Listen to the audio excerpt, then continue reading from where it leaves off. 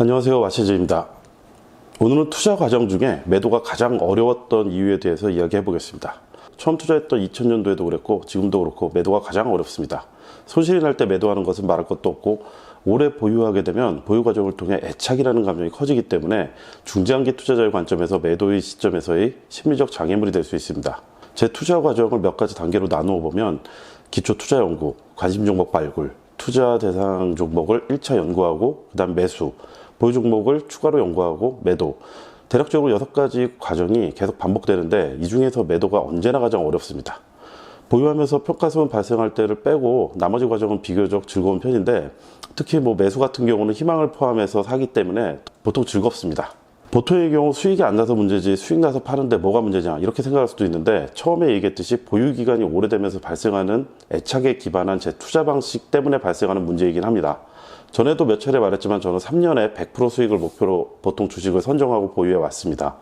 연간 목표로 나눠보면 대략 한 27% 정도 되죠. 제 투자 방식에서는 손절은 거의 없습니다. 10년에 한두 번 있을까 말까? 최고의 투자 방법이라기보다는 그냥 시간이 얼마나 걸리던 산 가격보다 비싸게 팔기 때문에 그렇습니다. 시간적인 기회비용 낭비가 생길 수 있고 때론 긴 시간 평가손의 고통을 겪어야 하는 대신에 손실은 거의 발생하지 않는 편입니다. 그러니까 제 투자 방식에서도 매도가 어려운 건 모두 수익이 났을 때 언제 매도하는가 이런 고민입니다. 현재 제 기준에서 매도와 관련해서 애착이 생겨서 발생하는 심리적인 부분 이외에 힘들게 생각되는 2가지 부분을 이야기해 보겠습니다. 첫 번째는 수익률이 높을 때 발생하는 어려움인데 보유 종목의 수익률이 100%를 넘어가는 시점이 되면 목표를 도달했는데 이 시점에 매도 갈등이 많이 발생합니다. 그간 연구했던 투자 아이디어상의 성장이 더 이상 어렵거나 매도할 만한 악재가 발생하면 그나마 덜한데 더 좋은 방향이 기대되고 주가가 더 오를 경우에 문제입니다. 아주 행복해야 하는데 반대로 심리적 압박이 심합니다. 왜냐하면 10%에서 20% 정도 사이에 수익률이 왔다 갔다 하는 구간에서는 잘 느끼지 못하는데 100% 이상 넘어서게 되면 매도 시점에 따라 수익률이 엄청나게 틀려집니다. 원칙대로 정해진 기준대로 하면 되지 뭐가 고민이냐 할 수 있는데 사실 일정 부분 욕심에 기인한 문제일 수도 있습니다. 그렇지만 욕심을 완전히 배제하기에는 수익의 규모가 매도 시점에 따라 너무 크게 차이가 나기 때문에 쉽게 매도 결정을 어렵게 만듭니다. 어떤 면에서 상당히 좋은 결과가 만들어지는 과정에서 불가피하게 수반되는 어려움일 수 있는데 과거에 보유 종목의 투자 수익률이 300%를 넘어가는 시점에 반은 흥분 상태, 반은 엄청난 긴장감으로 거의 매일 술을 마시고 잠들고 새벽같이 깨고 이렇게 한 몇 달을 보냈던 경험이 있습니다. 보통 가치 투자자라면 텐베거라고 투자 수익이 이제 1000%, 투자 수익이 10배 이상 나는 것들을 경험해보고 싶은 게 있는데 저는 아직까지 그런 경험은 없습니다. 가능성 있는 종목 발굴이 어려운 게 아니라 대부분 금방 팔아버리거나 일정 수준의 수익률을 넘어서는 순간 심리적 압박감을 이겨내는 게 가장 힘든 일이고 이때 가장 중요한 고민이 매도를 언제 하나 이런 부분인데 이 부분이 투자자의 그릇이 크기가 아닐까 하는 생각을 해봤던 적이 있습니다. 두 번째는 매도 환경의 변화에 대한 부분인데 이번 문제는 현재 증시 환경과 관련된 부분입니다.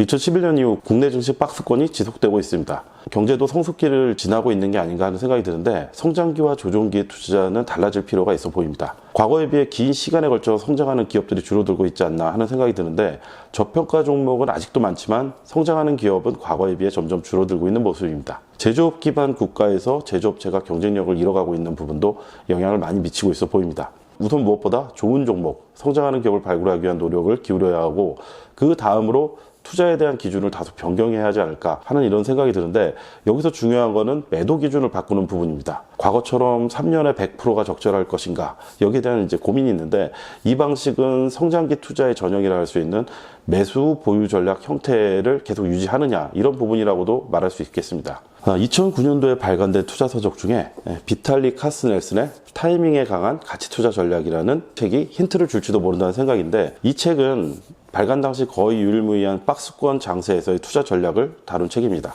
책을 처음 접했던 2012년 당시만 해도 한국 시장이 저성장 국면인지를 판단하기 어려웠는데 현 시점에서는 이 책에서 말하는 박스권 장세를 고려한 적극적인 투자가 필요한 시점이라는 생각입니다.